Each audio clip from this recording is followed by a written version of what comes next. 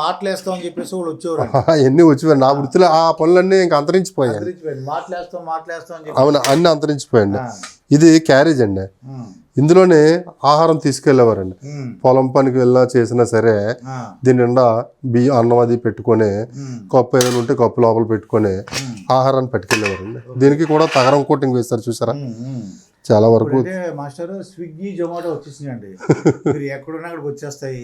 ఏ item కంటే item ఏమండి. కానీ ఆరోగ్యం ఇదే కదండి. ఏ టైం కంటే ఆ టైం. అవునండి, రాత్రులు లేదు పగలు లేదండి. ఏ టైం కాలితే ఆ టైం అండి. ఈ క్యారేజీలు అండి ప్రతి ఇంట్లోనూ కూడా ఉండేవండి. ప్రతి ఇంట్లో తప్పనిసరిగా ఉండేదండి. అందులో కొంత చిన్న సైజ్ అండి. ఈ క్యారేజ్ ఒక్కొక్క ప్రత్యేకత ఉందండి. ఇది ఓపెన్ చేసిన తర్వాత మరలా పైన ఇంకో కప్పు ఉందండి, చూసారు కదా. ఇందులో కూర, ఇందులో అన్నం అండి.